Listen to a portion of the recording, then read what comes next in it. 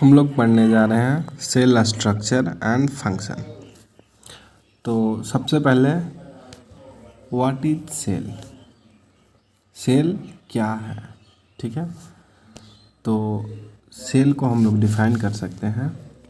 Cell is the structural and functional unit of life. यहाँ पे लिखा हुआ है यूनिट ऑफ एन ऑर्गेनिज्म, लेकिन हम लोग को ऐसे डिफाइन नहीं करना है। हम लोग को लिखना है structural and functional unit of life, ठीक है।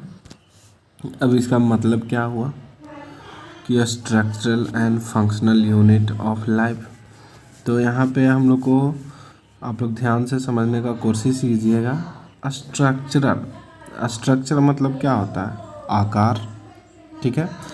तो वो ये जो सेल होता है वो हर एक नहीं, हर एक मतलब जितना भी लिविंग ऑर्गेनिज्म मतलब जीव है, तो जितना भी जीव है सबको स्ट्रक्चर मतलब कि आकार यही प्रदान करता है सेल, ठीक है। तो जो हम लोग का सेल हो गया और फंक्शन, और जितना भी फंक्शन हो गया जैसे एक्सक्रीशन हो गया, लोकोमेशन हो गया, मूवमेंट हो गया, ब्रीथिंग हो गया, जितना भी फंक्शन आप लोग सोच सकते हैं सब कुछ सेल के द्वारा ही परफॉर्म किया जाता है। और ये जीवन की सबसे छोटी इकाई है, मतलब इससे सेल से छोटा कुछ भी जीवित नहीं है, ठीक है। तो जैसे कि हम लोग का वायरस हो गया, तो वायरस आप लोग बताइए लिविंग है या नॉन लिविंग है। तो मैं आप लोग को बता दूं कि वायरस नॉन लिविंग है और लिविंग भी है।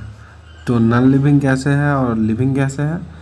जब वायरस एटमॉस्फेयर में है तो वो नॉन लिविंग है। जब किसी भी होस्ट जैसे कि डॉग हो गया, एनिमल हो गया, प्लांट हो गया, कुछ भी हो गया, उसके कांटेक्ट में आने के बाद वो लिविंग हो जाता है। तो इसको हम लोग जनरली लिविंग में काउंट नहीं करते हैं, नॉन लिविंग में ही काउंट करते हैं, ठीक है।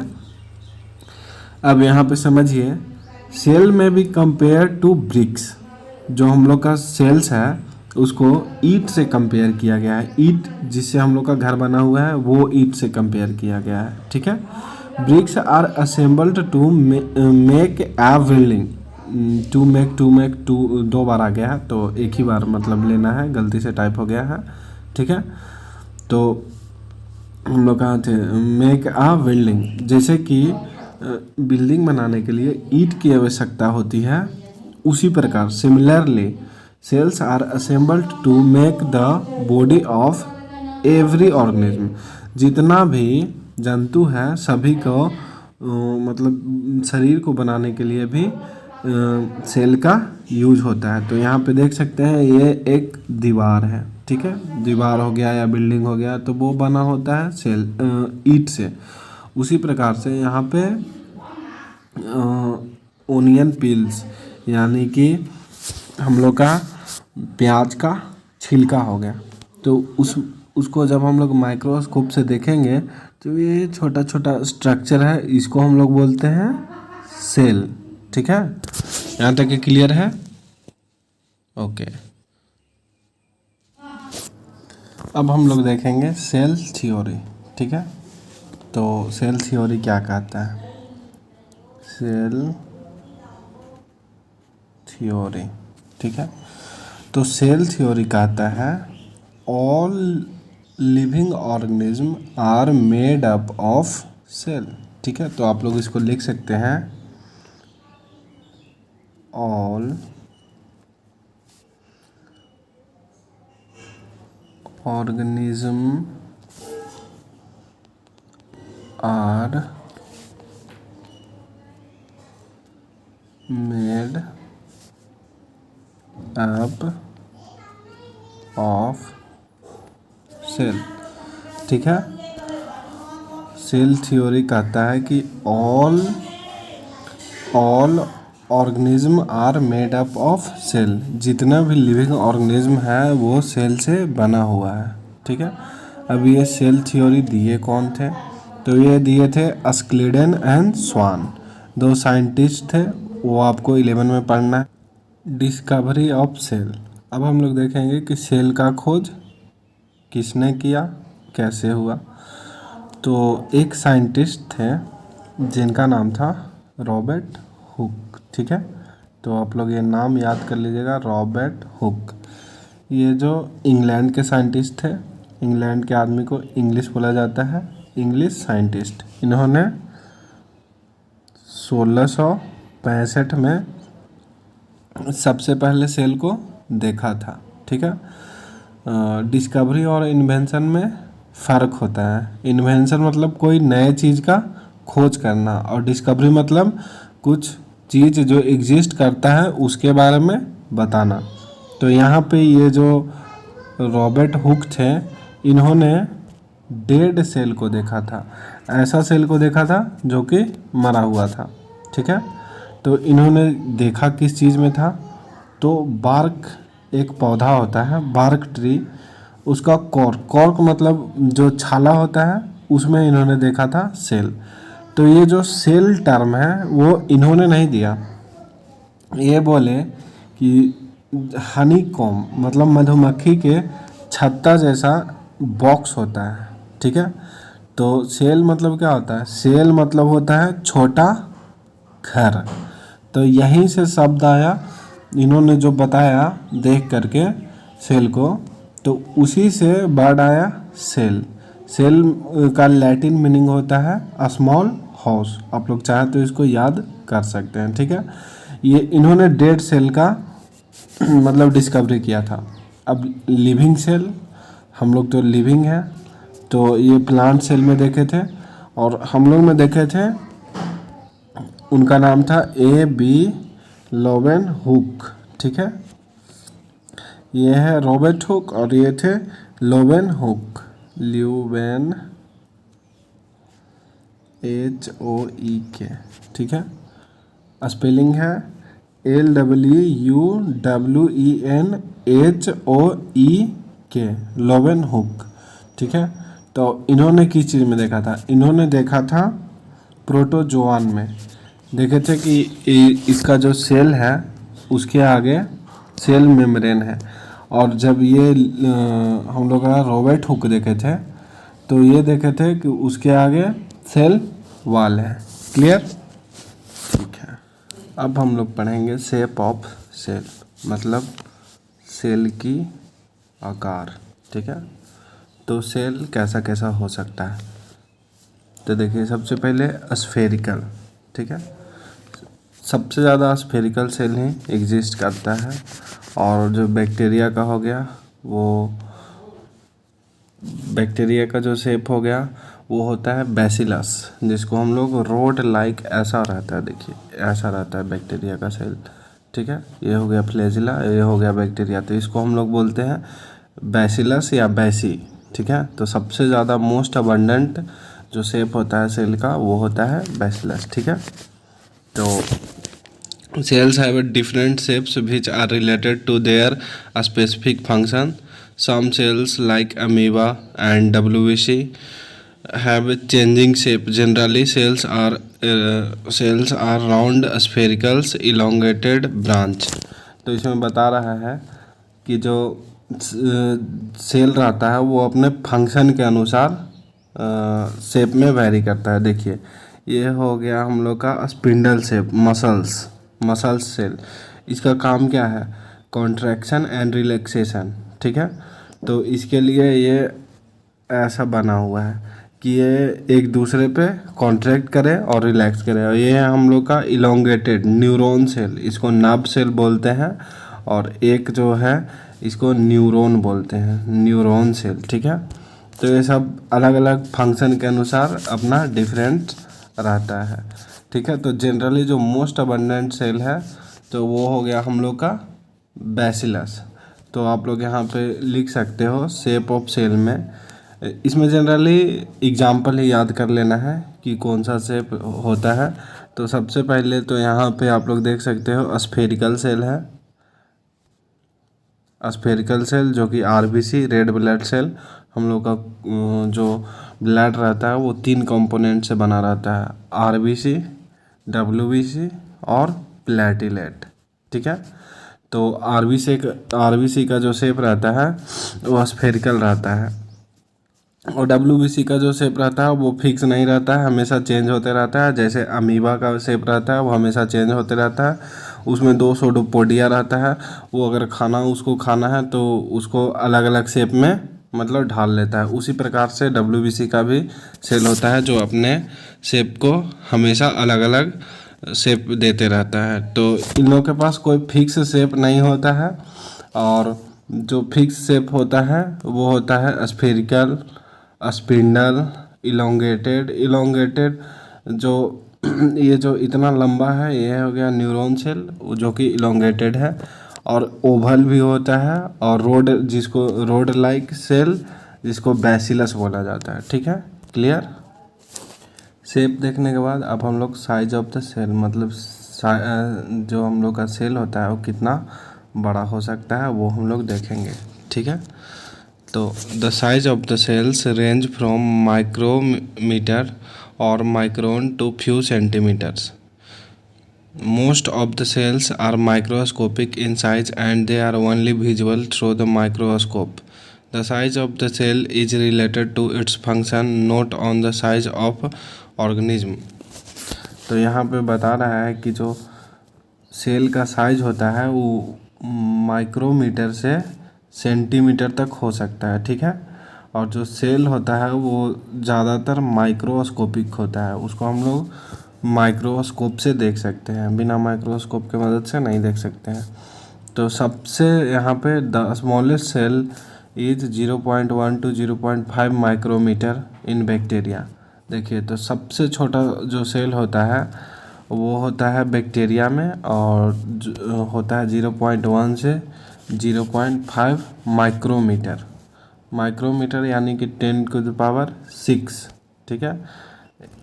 माइक्रोमीटर का साइन ऐसे होता है और 10⁻⁻⁶, सोच सकते हैं कितना छोटा होगा से, ठीक है। और सबसे बड़ा जो सेल होता है वो होता है ऑस्ट्रिच का एग, जो कि 170 mm to 130 mm होता है, ठीक है। क्लियर है। ऑस्ट्रिच का एग, तो इसको याद कर लेना है। On the basis of cell number organism को 2 भागों में बांटा गया है, ठीक है।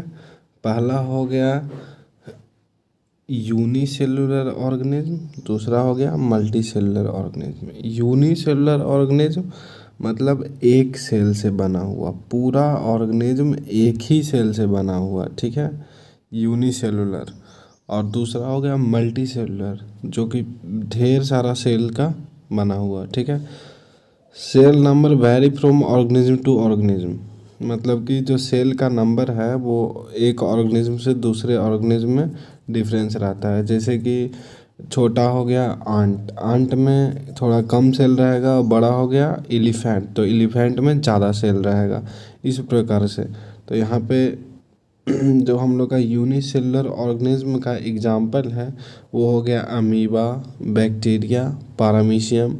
और मल्टीसेलुलर ऑर्गेनिज्म का एग्जाम्पल है प्लांट, एनिमल्स, फंगी, बहुत सारा, मतलब जितना भी आप लोग को दिखाई दे रहा है वो लगभग मल्टीसेलुलर ही दिखाई देता है, क्योंकि यूनिसेलुलर इतना छोटा रहता है कि दिखाई नहीं देता है। तो यहाँ पे human body has a trillions of sales having a different shape and size, मतलब कि जो हम लोग का मानव शरीर है वो ट्रिलियंस ऑफ सेल से मिल के बना हुआ है, और सब का अलग अलग आकार है, अलग अलग साइज है, ठीक है। यहाँ तक क्लियर है। और हम लोग का यूनिसेलुलर है जिसमें मतलब कि बहुत सिंपल उसका ऑर्गेनाइजेशन है। हम लोग तो मल्टीसेलुलर हैं, तो हम लोग का बॉडी ऑर्गेनाइजेशन बहुत ही मतलब डेंस है, कॉम्प्लेक्स है, उसको कॉम्प्लेक्स बोल सकते हैं। तो देखिए अब मैं आप लोग को यूनिसेलुलर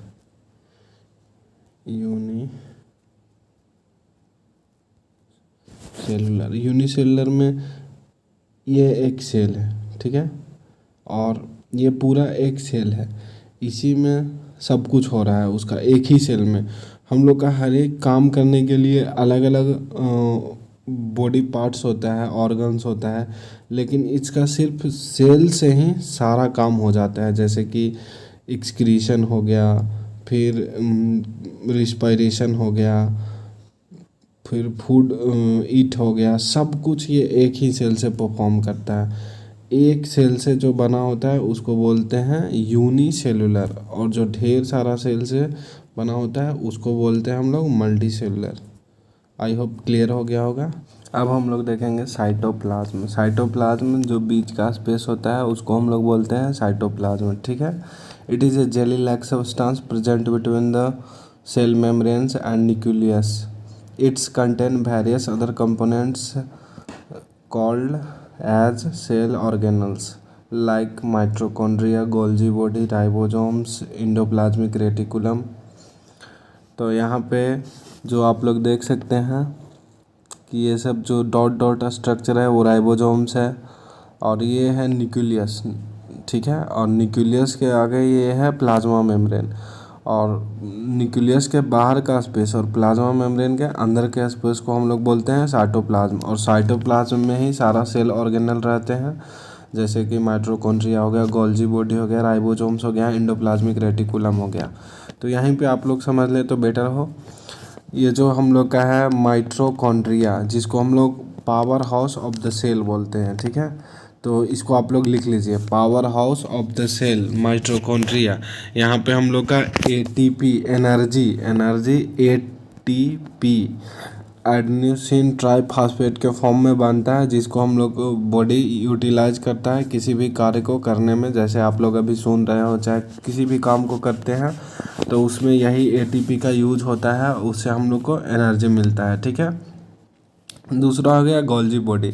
तो गोल्जी बॉडी का फंक्शन होता है ये कोई भी प्रोटीन को मतलब कि पैक करता है, ठीक है। जो भी इंडोप्लाज्मिक रेटिकुलम प्रोटीन बनाता है उसको गोल्जी बॉडी पैक करता है। ये जो राइबोसोम्स हो गया ये एक प्रोटीन हो गया, इसका काम होता है ये इंडोप्लाज्मिक रेटिकुलम पे जो अटैच रहता है इसको बोलते हैं रफ इंडोप्लाज्मिक रेटिकुलम, और जो अटैच जिस पे नहीं रहता है उसको हम लोग बोलते हैं स्मूथ इंडोप्लाज्मिक रेटिकुलम, ठीक है।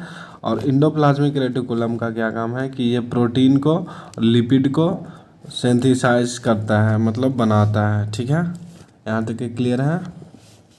Okay.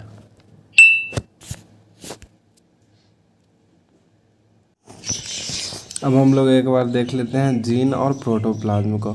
Gene is a unit of inheritance in a living organism. It control the transfer of heredity characters from parent to offering. जो मैंने आप लोग को पहले ही बता दिया था कि जीन इनहेरिटेंस का सबसे छोटा इकाई है सभी भी लिविंग ऑर्गेनिज्म में, ठीक है। और ये कंट्रोल करता है कि कौन कौन सा कैरेक्टर ट्रांसफ़र होगा मदर टू ऑफस्प्रिंग या फिर पेरेंट फादर टू ऑफस्प्रिंग, इसको कंट्रोल करता है यही जीन, जो कि हम लोग का डीएनए पे क्रोमोजोम के ऊपर सवार होता है। वो मैंने आप लोग को पहले बताया था। अब हम लोग देखेंगे प्रोटोप्लाज्म। प्रोटोप्लाज्म कुछ नहीं होता है, साइटोप्लाज्म प्लस न्यूक्लियस। जो साइटोप्लाज्म हम लोग का ये हो गया और ये न्यूक्लियस हो गया, उसको हम लोग प्रोटोप्लाज्म बोलते हैं, और इसको हम लोग लिविंग सेल का सब्सटेंस भी बोलते हैं, ओके।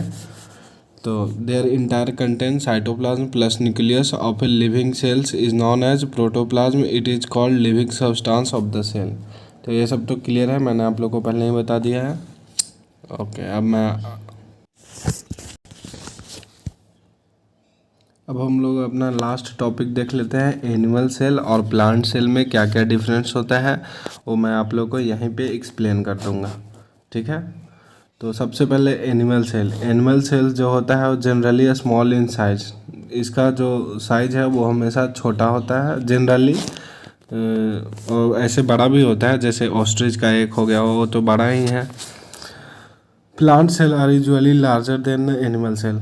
इसको दूर दूर तक ट्रांसपोर्टेशन के लिए, मतलब ऊपर से लेकर नीचे तक पानी ले जाना होता है, इसके लिए इसका जो सेल होता है वो थोड़ा लंबा होता है। Cell wall is absent.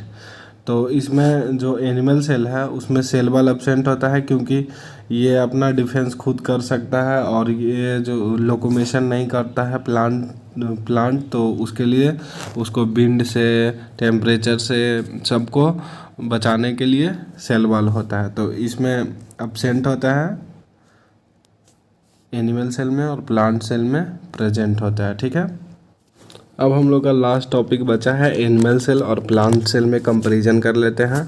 जो एनिमल सेल होता है वो जनरली छोटा होता है साइज़ में, और प्लांट सेल होता है जो कि बड़ा होता है साइज़ में।